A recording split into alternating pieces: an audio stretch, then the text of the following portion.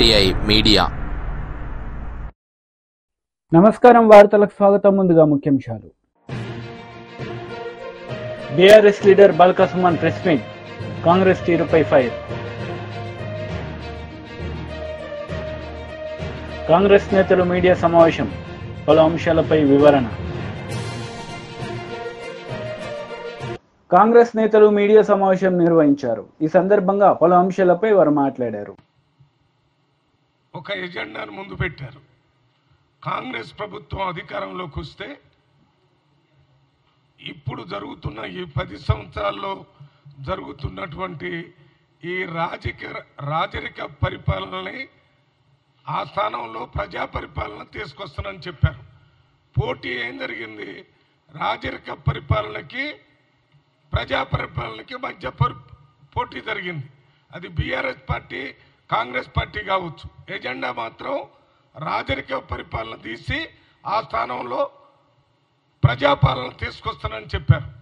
దాంతోపాటు అప్పుడే అందశ్రీ గారు రాసినటువంటి ఈ తెలంగాణ గీతాన్ని తెలంగాణ రాష్ట్రం వచ్చిన తర్వాత కాంగ్రెస్ పార్టీ రాష్ట్ర గీతంగా అడాప్ట్ చేసుకుంటుందని చెప్పారు. అప్పుడు చెప్పటం ఎన్నికల కంటే ముందు చెప్పారు. ఇది కాకుండా ఈ రాజరికపు పరిపాలన చిహ్నాలు కూడా ప్రజా పరిపాలనలో పోతాయనేది అంతర్భాగంగా ఉన్నటువంటి మాట. అందువల్లనే మీరందరూ ఎల్బీ స్టేడియంలో ప్రజల సమక్షంలో ప్రజా పరిపాలనని ఆవిష్కరించడం కోసమే అది ఎల్బీ స్టేడియంలో చేశారు. మామూలుగా ప్రజాప్రభుత్వాన్ని గవర్నర్ దగ్గర కూడా ప్రమాణ స్వీకారం చేసే అవకాశం ఉంది.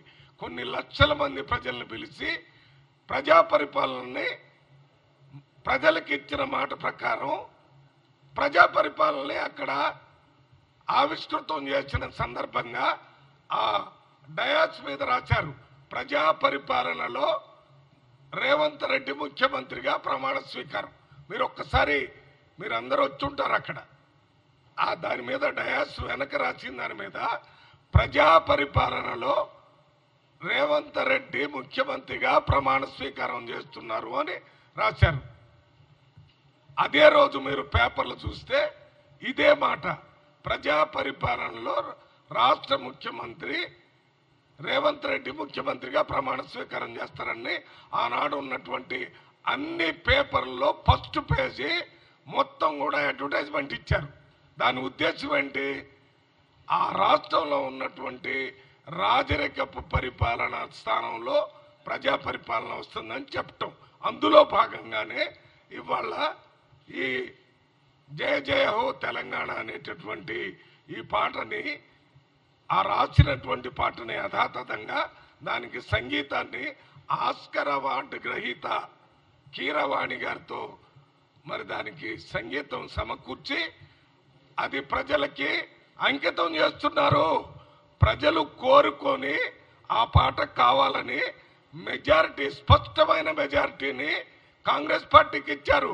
ప్రజల కన్సెంట్ కంప్లీట్గా ఆ పాటని అడాప్ట్ చేసుకోమని చెప్పటం అనేది కూడా అందులో ఒక భాగం. అది అయిపోయింది. దాని తర్వాత ఇవాళ తెలంగాణ రాష్ట్రంలో మనం ఎంబలం అంటే చిహ్నం, ప్రభుత్వం అంటే చిహ్నం, అంటే ప్రజాస్వామ్యం ప్రజాప్రభుత్వానికి చిహ్నంగా ఉండాలా, లేక రాజరిక పరిపాలనకి చిహ్నంగా ఎంబలం లాగా ఉండాలా? ఇది ప్రజల ముందు మేము పెట్టాం.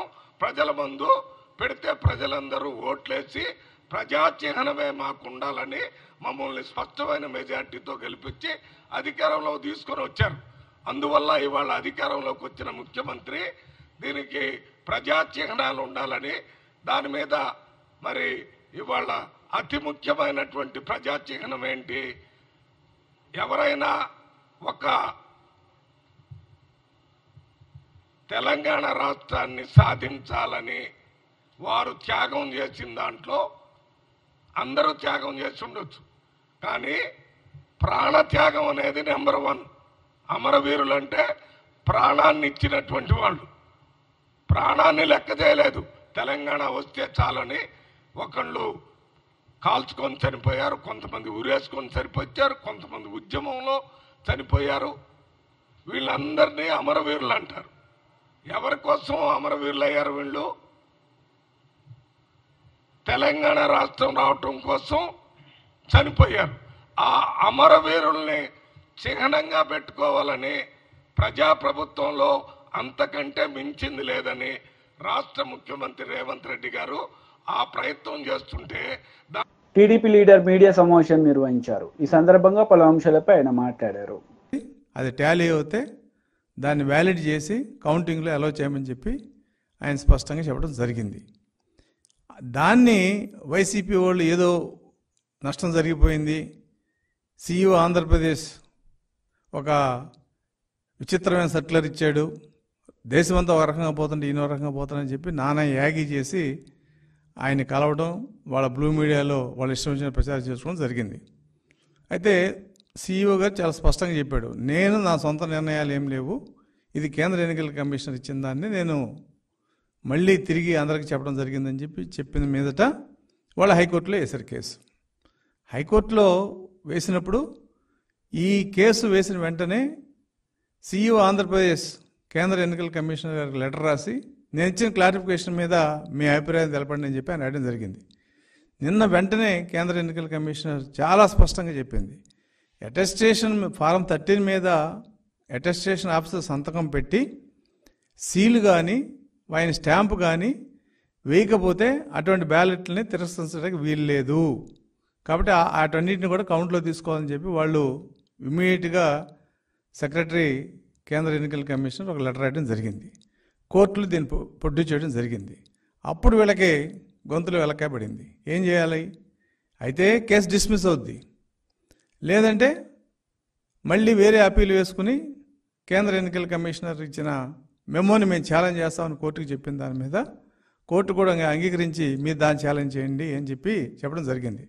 అయితే ఇక్కడ సీఈఓ ఆంధ్రప్రదేశ్ గారు ఏం చేశారంటే, ఈ ఆర్ఓ ఎవరైతే ఉన్నారో వాళ్ళ దగ్గర అటెస్టేషన్ చేసిన అధికారి యొక్క వివరాలు రాష్ట్రంలో అందరు ఆర్ఓలకు పంపించండి అని చెప్పి ఒక చిన్న మెమో ఇచ్చాడు ఆయన 27/5/2024. ఈ మెమో అనేది ఒకవేళ పార్టీలకు అభ్యంతరకరం అయితే దాన్ని నేను విత్డ్రా చేసుకుంటున్నా అని చెప్పి కోర్టులో చెప్పడం జరిగింది. ఆయన పోస్టల్ బ్యాలెట్ మీద సంతకాలు ఉండి స్టాంప్ లేకపోయినా సీల్ లేకపోయినా వాటిని కౌంట్ చేయాలి అన్న దాని మీద ఎక్కడ వెనక తగ్గల, కేవలం అటెస్టింగ్ ఆఫీసర్ యొక్క వివరాలని రాష్ట్రం అంతా పంపించే విషయంలోనే అది మేము విత్డ్రా చేసుకుంటామని చెప్పడం జరిగింది.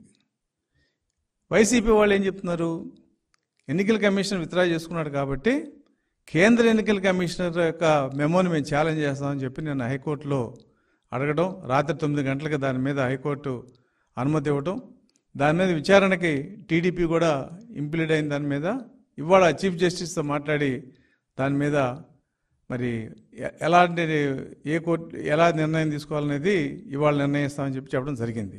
అయితే ఇక్కడ వైసీపీ వాళ్ళు చేసే దుష్ప్రచారం వెనక పల్లెటూరులో ఒక వ్యక్తి వచ్చి అయ్యా కొండ పగిలిపోయిందన్నా అంట, ఆ ఎన్నోడు కొండ పగిలిపోయిందని చెప్పి ఊరంతా చెప్పడం మొదలుపెట్టాడు. కొండ పగలటం ఏంటరా అని ఎన్నోడికి లేదు, చెప్పినోడికి లేదు. అలా ఇవాళ వీళ్ళు ఏం చెప్తున్నారు, అసలు తెలుగుదేశం అడిగింది ఏంటి, సంతకం పెట్టి స్టాంపు లేకపోయినా సీల్ లేకపోయినా బ్యాలెట్ పేపర్ని వ్యాలిడ్ చేయండి, బ్యాలెట్ పేపర్ వెనకాల ఆర్ఓ ఫాస్మెల్ లేకపోయినా వ్యాలిడ్ చేయండి అని చెప్పి అడిగాం. అంతేగాని సంతకం లేకపోతే బ్యాలెట్ పేపర్ని వ్యాలిడ్ చేయండి అని చెప్పి మేము ఎక్కడ అడగల. కానీ వాళ్ళు చేసే ప్రచారం దుష్ప్రచారం ఏంటంటే తెలుగుదేశం వాళ్ళు సంతకం లేకపోయినా కూడా బ్యాలెట్ని వ్యాలిడ్ చేయండి అని చెప్పి అడుగుతున్నారు, దాన్ని మేము అపోజ్ చేసామని చెప్తున్నారు. ఒకవేళ అదే నిజం అయితే కేసు ఎందుకు వీళ్ళు వెనక తగ్గారు? ఆంధ్రప్రదేశ్ సీఈఓ ఇచ్చిన మెమోని ఛాలెంజ్ చేస్తూ కేసు వేసి మళ్ళీ హైకోర్టుకి ఇది కాదు మేము కేంద్ర ఎన్నికల కమిషన్ ఇచ్చిన మెమో ఛాలెంజ్ చేస్తూ ఉన్నారు. అంటే కేంద్ర ఎన్నికల కమిషన్ ఇచ్చిన మెమో, ఆంధ్రప్రదేశ్ సీఈఓ ఇచ్చిన మెమో ఒకటే. అటెస్టేషన్ అధికారి సంతకం పెట్టి సీల్ లేకపోయినా లేదు స్టాంప్ లేకపోయినా ఆ బ్యాలెట్ని వ్యాలిడ్గా చేయమని చెప్పి కేంద్ర ఎన్నికల కమిషన్ స్పష్టంగా చెప్పింది. దాన్నే సీఈఓ ఆంధ్రప్రదేశ్ కూడా స్పష్టంగా చెప్పాడు. ఆయన కేవలం ఈ సంతకం వివరాలని రాష్ట్రంలో ఉన్న అందరు ఆర్ఓలకి షేర్ చేయండి అన్న ఒక పేరాని నేను విత్డ్రా చేసుకుంటున్నానని చెప్పడం జరిగింది. దాన్ని వేరే రకంగా దుష్ప్రచారం చేయటం వైసీపీకి మంచిది కాదు. ఖచ్చితంగా ఈ అప్పీల్లో వైసీపీ ఓడిపోవడం ఖాయం. ఇంకా వైసీపీ యొక్క ఆలోచన అంటే పోస్టల్ బ్యాలెట్స్ 4,97,000 ఉన్నాయి. 4,97,000 ఇలా స్టాంపు లేకుండానో సీల్ లేకుండానో బ్యాలెట్ వెనకాల సంతకం లేకుండా ఎన్ని ఉంటాయి? చాలా తక్కువ ఉండొచ్చు. కానీ మా తెలుగుదేశం పార్టీ యొక్క అభిప్రాయం ఏంటంటే అధికారులు చేసిన పొరపాటుకి ఓటర్ నష్టపోకూడదు అని మా అభిప్రాయం. ఎందుకంటే అది ప్రభుత్వం బాధ్యత. బ్యాలెట్ పేపర్ వెనకాల ఫాస్మెల్ వేయటం కానీ, అటెస్టేషన్ ఆఫీసర్ సంతకం పెట్టి స్టాంప్ వేసి వేయటం కానీ ప్రభుత్వం బాధ్యత అది. సో ప్రభుత్వం పెట్టిన అధికారి చేసిన పొరపాట్ల వలన ఓటర్ నష్టపోకూడదనే అంశంతోనే మేము ఎలక్షన్ కమిషన్ పదే కలవడం జరిగింది. ఇంకొక విషయం ఏంటంటే గత సంవత్సరం 2,68,000 పోస్టల్ బ్యాలెట్స్ ఉంటే దాదాపు 56,000 ఇన్వాలిడ్ అయినాయి వివిధ కారణాల వల్ల. కాబట్టి ఇన్వాలిడ్ అనేది ప్రజాస్వామ్యంలో అది మంచి పద్ధతి కాదు. దాంట్లో ఉద్యోగస్తులు వేసిన ఓట్లు ఇన్వాలిడ్ అవ్వడం అనేది మంచి సాంప్రదాయం కాదు. కాబట్టి ఇటువంటి చిన్న చిన్న పొరపాట్లను కూడా కన్సిడర్ చేయమని చెప్పి మేము అడిగాం. అది కేంద్ర ఎన్నికల కమిషనర్, రాష్ట్ర ఎన్నికల కమిషనర్ ఒప్పుకోవడం జరిగింది. మరి ఇంత జరిగిన తర్వాత ఎందుకు వైసీపీ గోల్ చేస్తుందో మాకు అర్థం కావట్లా. మాకున్న సమాచారం ప్రకారం ఏంటంటే కొన్ని నియోజకవర్గాల్లో వీళ్ళ తొత్తులైన అధికారులను దగ్గర పెట్టుకుని స్టాంపులు తీసేయటం, సీల్ తీసేయటం, వెనకాల ఫాస్మెయిల్ లేకుండా చేయటం అనేది కావాలని చేశారన్న సమాచారం మా దగ్గర ఉంది. అంటే అటువంటివన్నీ రిజెక్ట్ అవుతే ఆ నియోజకవర్గంలో వాళ్ళ క్యాండిడేట్ని గెలిపించిన అవకాశం ఉందనే ఒక దురుద్దేశంతోనే వాళ్ళు దీని మీద ఇంత రచ్చ చేస్తున్నారనేది వాళ్ళు స్పష్టంగా మాకు అర్థమైంది. వాళ్ళు ఏం రచ్చ చేసినా, ఎటువంటి ప్రయత్నాలు చేసినా కేంద్ర ఎన్నికల కమిషన్ ఇచ్చిన గైడ్ లైన్స్ ప్రకారం పోస్టల్ బ్యాలెట్లు ఖచ్చితంగా ఏ చిన్న చిన్న పొరపాట్లు ఉన్నా కూడా వాటిని వ్యాలిడ్ చేయడం జరుగుతుంది. వీళ్ళు హైకోర్టు కాదు సుప్రీంకోర్టుకి వెళ్తారు. ఎందుకంటే వీళ్ళ కోర్టుకి వెళ్ళడం వాళ్ళకి కొత్త కాదు. కోర్టు ఇచ్చిన ఆర్డర్ని అయితే వీళ్ళు ఫాలో గారు. కానీ కోర్టుకి వెళ్ళడం అయితే వీళ్ళకి, ఎందుకంటే ప్రభుత్వం ఖర్చు ఇదంతా మేము పార్టీ తరఫున కానీ లేకపోతే ఇంకో తరఫున కానీ పెడితే ప్రైవేట్ వ్యక్తులు ఖర్చు పెట్టుకోవాలి. కానీ ప్రభుత్వం తరఫున వెళ్తే ప్రభుత్వం పెట్టుకుంటుంది. వాళ్ళకి వచ్చే నష్టం కూడా ఏం లేదు. కానీ అల్లరి చేయటం, లేని విషయాన్ని ఉందని చెప్పి అల్లరి చేసే విధానంలో వైసీపీ చాలా దుర్మార్గంగా ఉంది. వీళ్ళకి నిజాయితీ ఉంటే కేంద్ర ఎన్నికల కమిషన్ ఇచ్చిన దాన్ని ఆమోదించాలి. రాష్ట్ర ఎన్నికల కమిషన్ ఇచ్చిందే తప్పితే ఖచ్చితంగా హైకోర్టు రిట్ని అలో చేస్తూ ఏదో ఒక ఆర్డర్ ఇచ్చేది. కానీ వీళ్ళు బీఆర్ఎస్ లీడర్ మీడియా సమావేశం నిర్వహించారు. ఈ సందర్భంగా పలు అంశాలపై ఆయన మాట్లాడారు. వారిని కూడా ఇందాక కోరినాం. మేము అక్కడ బంజారాహిల్స్ పోలీస్ స్టేషన్లో కంప్లైంట్ ఇచ్చినప్పుడు ఖచ్చితంగా ఇటువంటి కంట్రోల్ చేయాలి. మేము ఇచ్చినటువంటి పిటిషన్ను స్వీకరించి వివిధ సెక్షన్లలో మేము మెన్షన్ చేసినాం. ఏ రకంగా వాళ్ళు తప్పుడు వార్తలు ప్రసారం చేసిర్రు, ఏ రకంగా ఉద్దేశపూర్వకంగా కేసీఆర్ గారి ఇమేజ్ని దెబ్బతీయాలని చెప్పి కుట్రపూరితంగా ఈ రకంగా చేసిర్రో సెక్షన్స్ కూడా మేము మెన్షన్ చేసి మరి ఇచ్చినాం. సో వాటి ప్రకారం చర్యలు తీసుకోవాలని చెప్పి కూడా మేము కోరడం జరిగింది. సో భవిష్యత్తులో ఇటువంటి జరగకుండా పోలీస్ యంత్రాంగం కూడా తమ వంతు పాత్ర పోషించాలని చెప్పి కోరడం జరిగింది. సో అంతిమంగా డెఫినెట్గా బీఆర్ఎస్ పార్టీ ఒక ప్రధాన ప్రతిపక్షంగా ఈ రాష్ట్రంలో ప్రభుత్వం ప్రజలకు ఇచ్చినటువంటి హామీలను నిలబెట్టుకోవడానికి ప్రభుత్వంపై పోరాటం చేస్తూనే తెలంగాణను తెచ్చిన పార్టీగా, తెచ్చిన తెలంగాణను 10 ఏళ్ళు బ్రహ్మాండంగా అభివృద్ధి దిశగా దేశానికే తలమానికంగా తీర్చిదిద్దినటువంటి పార్టీగా తెలంగాణ అస్తిత్వం కోసం, తెలంగాణ సంస్కృతి పరిరక్షణ కోసం, తెలంగాణ ప్రాంత ప్రయోజనాలు, తెలంగాణ ప్రజల హక్కుల కోసం నిరంతరం కేసీఆర్ గారి నాయకత్వంలో ఈ పార్టీ ఎవరెన్ని కుట్రలు చేసినా, ఎవరెన్ని తప్పుడు కథనాలు సృష్టించినా, ఎవరెన్ని వ్యక్తిత్వాలను దెబ్బతీసే, మా నాయకుల వ్యక్తిత్వాలను దెబ్బతీసే ప్రయత్నాలు చేసినా మా పోరాటాన్ని ఖచ్చితంగా కొనసాగిస్తాం. నేను మీడియాను కూడా కోరుతా ఉన్నా, ప్రజాస్వామ్యంలో మీరు 4th ఎస్టేట్, డెఫినెట్గా మీరు కూడా సహకరించండి. అందరం కూడా కలిసి రాష్ట్ర ప్రజలకు ప్రయోజనం కలిగే విధంగా, రాష్ట్రం మంచిగా ముందుకు సాగే విధంగా ప్రతిపక్షంగా, అదేవిధంగా మీడియా ప్రజాస్వామ్యంలో 4th ఎస్టేట్గా కలిసి పనిచేద్దామని చెప్పి కూడా నేను కోరుతా ఉన్నాను. Thank you. వినిపిస్తా ఆడియో? ఓకేనా? మొన్న ఢిల్లీ హైకోర్టులో ఎమ్మెల్సీ కవిత గారి బెయిల్ పిటిషన్పై వాదనల సందర్భంగా ఈడీ ఎన్ఫోర్స్మెంట్ డైరెక్టరేటు వాళ్ళు కేసీఆర్ గారి పేరును ప్రస్తావించినని చెప్పి కొన్ని ఛానల్స్ ఇష్టం వచ్చినట్టుగా న్యూస్ను ప్రసారం చేయడం జరిగింది. వాళ్ళందరూ కూడా వాస్తవాలు నిర్ధారణ చేసుకోకుండా కేసీఆర్ గారి ఇమేజ్ను దెబ్బతీయాలని చెప్పి, కేసీఆర్ గారిపై బురద జల్లాలని చెప్పి వాళ్ళు కేసీఆర్ గారి బ్రాండ్ను దెబ్బతీయాలని చెప్పి వార్తలు ప్రసారం చేసినట్టుగా తెలుస్తూ ఉంది. అటువంటి ఒక 16 న్యూస్ ఛానల్స్పై ఇవాళ బంజారాహిల్స్ పోలీస్ స్టేషన్ పరిధిలో, అదేవిధంగా ఫిలింనగర్ పోలీస్ స్టేషన్ పరిధిలో, జూబ్లీహిల్స్ పోలీస్ స్టేషన్ పరిధిలో, తర్వాత పంజాగుట్ట పోలీస్ స్టేషన్ పరిధిలో కంప్లైంట్ ఇవ్వడం జరిగింది. నిరాధారమైనటువంటి వార్తల్ని ప్రసారం చేసి మా పార్టీ అధినాయకులు కేసీఆర్ గారి ఇమేజ్ను దెబ్బతీయాలనేటటువంటి కుట్ర చేసినందుకు వారి మీద చర్యలు తీసుకోవాలి. ఇటువంటి తప్పుడు వార్తలు భవిష్యత్తులో ఎలాంటి ఆధారాలు లేకుండా, ఎలాంటి వాస్తవాలు లేకుండా అబద్ధాలను, దుష్ప్రచారాలను చేసేటటువంటి ఛానల్స్ను కట్టడి చేయాలనేటటువంటి విషయాన్ని వాళ్ళ కంప్లైంట్ రూపంలో పోలీస్ దృష్టికి తీసుకొని పోవడం జరిగింది. తగిన చర్యలు తీసుకోవాలని చెప్పి కూడా కోరడం జరిగింది. ఆ న్యూస్ ఛానల్స్ ఒక 16 news channels: ABN Andhra Jyothi news channel, ETV news channel, V6 news channel, NTV news channel, I news channel, Amma news channel, BRK news channel, dial news channel, journalist Sai channel, mic TV news channel, nationalist hub channel, prime news channel, RTV news channel, Raj news channel, red TV news channel, wild wolf Telugu news channel, ఇట్లా 16 news ఛానల్స్కి సంబంధించి complaint ఇవ్వడం జరిగింది. So నేను ఆయా news channels యాజమాన్యాలకు, రిపోర్టర్లకు విజ్ఞప్తి చేస్తూ ఉన్నా, కోరుతూ ఉన్నా. కేసీఆర్ గారు 14 ఏళ్ల పాటు పోరాటం చేసి తెలంగాణ తెచ్చిన నాయకుడు. 10 సంవత్సరాలు 2 టర్ములు తెలంగాణ ప్రజల ఆశీర్వాదంతో అద్భుతంగా తెలంగాణ ప్రజల సంక్షేమం, అభివృద్ధి కోసం కష్టపడి నిరంతరం తపన కొద్దీ పనిచేసినటువంటి నాయకుడు. ఒక 50 సంవత్సరాల పాటు, సుమారు 5 దశాబ్దాలకు పైగా భారత రాజకీయాల్లో, అదేవిధంగా ఉమ్మడి ఆంధ్రప్రదేశ్ రాష్ట్ర రాజకీయాల్లో, తెలంగాణ రాష్ట్ర రాజకీయాల్లో తనదైన పాత్ర పోషించినటువంటి వ్యక్తి. కాబట్టి అటువంటి కేసీఆర్ గారి ఇమేజ్ను, కేసీఆర్ గారి వారి ఔన్నత్యాన్ని, వారి విశిష్టతను తక్కువ చేసే విధంగా ఇష్టం వచ్చినట్టుగా నిరాధారమైనటువంటి వార్తల్ని ప్రసారం చేయొద్దని ఈ సందర్భంగా నేను ఆయా న్యూస్ ఛానల్స్ని కోరుతా ఉన్నా. ఇవాళ ప్రజాస్వామ్యంలో 4th ఎస్టేట్ అంటారు మీడియాను.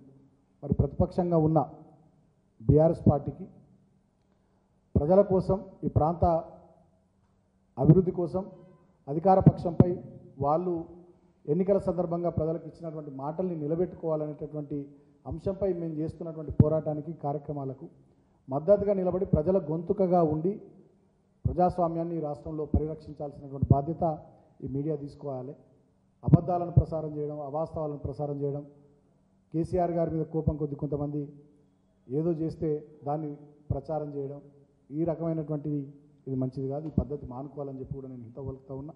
డెఫినెట్గా బీఆర్ఎస్ పార్టీ నిర్ణయం తీసుకున్నది. రాబోయే రోజుల్లో కూడా మేము రాజ్యాంగానికి లోబడి చట్టబద్ధంగా లీగల్ ఫైట్ ఖచ్చితంగా, అవి న్యూస్ ఛానల్స్ అయినా, అవి పేపర్లైనా, సోషల్ మీడియాకి సంబంధించినటువంటి అంశాలైనా డెఫినెట్గా కాంగ్రెస్ నేతలు మీడియా సమావేశం నిర్వహించారు. ఈ సందర్భంగా పలు అంశాలపై వారు మాట్లాడారు. అవమానించే విధంగా బీజేపీ నాయకులు మాట్లాడడం అనేది ఎవరు కూడా సహించలేని పరిస్థితులు ఉన్నాయి. గతంలో రైతు వ్యతిరేక నల్ల చట్టాలు బీజేపీ ప్రభుత్వం తీసుకొస్తే మీకు తెలుసు, ఇక్కడ నుంచి టీఆర్ఎస్ ఎంపీలు హైదరాబాద్ నుంచి చార్టెడ్ ఫ్లైట్లలో ఢిల్లీకి పోయి పార్లమెంట్లో ఆ చట్టాలు నెగ్గే విధంగా కృషి చేస్తే మా నాయకుడు రాహుల్ గాంధీ గారు రైతు సంఘాలకు బాసటగా నిలిచి బీజేపీ తీసుకొచ్చిన నల్ల చట్టాలను వాపస్ తీసుకునే విధంగా కృషి చేసినటువంటి నాయకుడు. ఒక పార్టీ తెచ్చిన చట్టాలను ఆ పార్టీ వాళ్ళే వాపస్ తీసుకున్నారంటే ప్రజల్లో ఈ బీజేపీ పైన ఎంత వ్యతిరేకత ఉన్నది అన్నది ప్రజలంతా కూడా గ్రహిస్తున్నారు. ముఖ్యంగా ఈరోజు ఈ యొక్క బీజేపీ నాయకులు గతం లోపల ఇక్కడ టీఆర్ఎస్ ప్రభుత్వం ఉన్నప్పుడు వాళ్ళ పైన ఈగ కూడా వాళ్ళకుండా చూసుకున్నారు. అప్పుడు ప్రధానమంత్రి గారు హైదరాబాద్ నగరానికి వస్తే కేసీఆర్ గారు ఏం మాట్లాడినంటే మీ చల్లని ప్రేమ మా పైన ఉండాలి, వేరే ముఖ్యమంత్రులాగా మేము 1000 కోట్లు తీసుకొచ్చి ఇవ్వమని చెప్పి మేము అడగము అని చెప్పి మాట్లాడాను. అంటే దీని ఉద్దేశం ఏంది? లోపాయికారిగా వాళ్ళిద్దరు కూడా కలిసే ఉన్నారు అన్నదానికి మనకు టోటల్గా అర్థమవుతున్నటువంటి విషయం. అదేవిధంగా జేపీ నడ్డా గారు, అమిత్ షా, బండి సంజయ్తో పాటు అనేక మంది నాయకులు కేసీఆర్ను జైలుకు పంపిస్తామని చెప్పి ఊరికే ఊకదంపుడు ఉపన్యాసాలు పలు సందర్భాల లోపల చెప్పిర్రు. మరి నిజంగా ఎందుకు వాళ్ళు ఆ దిశగా నిర్ణయాలు చేయలేదు, ఎందుకు ఆదేశాలు సిబిఐకి ఇవ్వలేదు కేసీఆర్ పైన అన్నది మనమంతా కూడా ఆలోచన చేయాల్సినటువంటి అవసరం. కేంద్రం తమ ఫోన్లు ట్యాప్ చేస్తుందంటూ మా నాయకుడు రాహుల్ గాంధీ గారు స్వయంగా ప్రకటించారు. అదేవిధంగా యాపిల్ కంపెనీ కూడా చాలాసార్లు చెప్పింది ప్రభుత్వమే ఫోన్లు ట్యాప్ చేస్తుందని. మనం చాలాసార్లు ప్రసార మాధ్యమాల్లో, సోషల్ మీడియాలో చాలాసార్లు మనం చూసినాం. మేము డిమాండ్ చేస్తున్నాం కాంగ్రెస్ పార్టీ పక్షం తరఫున, నిజంగా బీజేపీ రాష్ట్ర నాయకత్వం ఏమాత్రం కూడా వాళ్ళ ఆరోపణల పస ఉందనుకుంటే యాపిల్ కంపెనీ ఏదైతే మెసేజ్లు పంపించింది చాలామందికి మనం సోషల్ మీడియాలో చూసినాం, దాంట్లో ప్రవీణ్ కుమార్ కూడా ఒక మెసేజ్ వచ్చిందని చెప్పి పత్రికా మాధ్యమాలు చూపించిండు. నాకు కూడా నా ఫోన్ ట్యాప్ అవుతుందని చెప్పి నాకు మెసేజ్ యాపిల్ వాళ్ళు పంపించారని కూడా చెప్పిండు. కాబట్టి మేము డిమాండ్ చేస్తున్నాం ఈ బీజేపీ నాయకులను, సిబిఐతో మీ పైననే మీరు ఒక ఎంక్వైరీ చేయించుకోండి. ఎందుకంటే యాపిల్ కంపెనీ అనేది వరల్డ్ వైడ్ ప్రాముఖ్యత కలిగినటువంటి కంపెనీ. ఆ కంపెనీ వాళ్ళే మెసేజ్ పంపిస్తున్నారు వాళ్ళ యొక్క వినియోగదారులకు, మీ యొక్క ప్రభుత్వాలు మీ ఫోన్లను ట్యాప్ చేస్తున్నాయన్న విషయాన్ని బాటంగా మెసేజ్ వచ్చింది అన్న విషయాలు పలు సందర్భాలు మనం చూసినాం. కాబట్టి కాంగ్రెస్ పార్టీ పక్షాన మేము డిమాండ్ చేస్తున్నాం, బీజేపీ రాష్ట్ర నాయకత్వం వెంటనే సిబిఐని డిమాండ్ చేసి వాళ్ళ యొక్క ప్రభుత్వమే యాపిల్ కంపెనీ ఏదైతే డిమాండ్ చేసిందో, ఏ మెసేజ్ పంపించిందో దానిపైన విచారణకు ఆదేశాలు చేయాలని చెప్పి కాంగ్రెస్ పార్టీ పక్షాన మేము డిమాండ్ చేస్తున్నాం.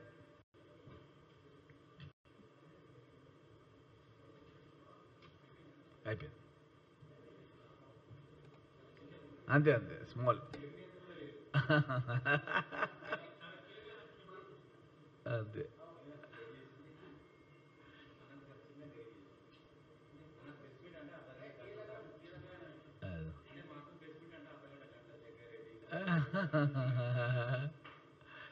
కొనసాగిస్తామంటారు అదే ఇంక కొద్దిగా.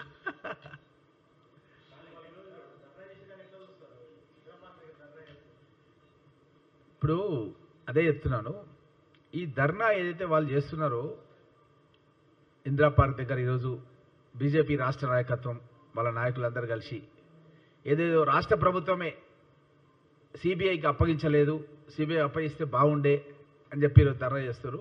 ఎందుకు సిబిఐకి అప్పగిస్తే లోపాయికారిగా ఆల్రెడీ మొన్న ఎన్నికల్లో ఒకటైపోయిన వాళ్ళు మేమంతా కూడా చూసినాం. ఒక 2 క్యాంపులు ఉండే, బీఆర్ఎస్ పార్టీ క్యాంప్ ఎలక్షన్ల బూత్ ముందు ఒకటి, బీజేపీది ఒకటి, 2 క్యాంపులు ఒకటైపోయినాయి. మీరు ఎక్కడ పోయినా సరే రాష్ట్ర వ్యాప్తంగా చర్చ జరుగుతుంది. ఇంకా రేపు ఇంకా ఒకటి కాబోతున్నారు.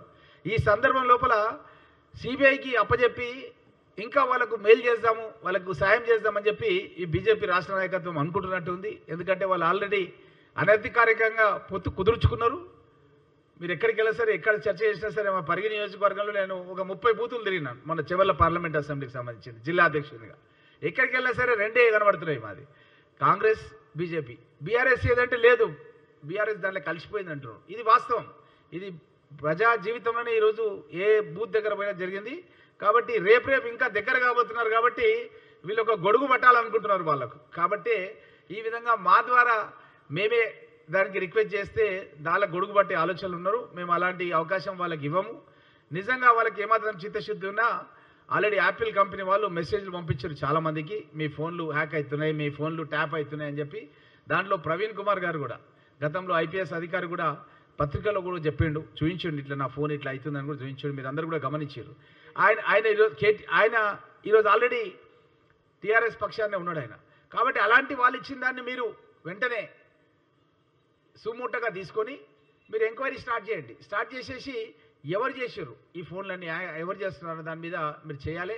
మా నాయకుడు రాహుల్ గాంధీ గారు కూడా మోడీ పైనే అనుమానం వెలిపించింది గతం లోపల, ఫోన్లు ట్యాప్ చేస్తుందని చెప్పి. కాబట్టి కేటీఆర్ అనుమానం అన్నది అదంతా కూడా లోపాయికారి అండర్స్టాండింగ్ తప్ప వాళ్ళే ఫోన్లు ట్యాప్ చేసిన విషయం ఇప్పుడు ఎంక్వైరీ నడుస్తున్న విషయం మనందరికీ తెలిసిన విషయమే. ఏ విధంగా ట్యాప్ చేశారు, ఏ విధంగా ఎన్నికల్లో డబ్బులు పంపించారు. వార్తలు ముగించే ముందు ముఖ్యాంశాలు మరోసారి. BRS leader Balka Suman press meet, Congress తీరుపై ఫైర్. కాంగ్రెస్ నేతలు మీడియా సమావేశం, పలు అంశాలపై వివరణ.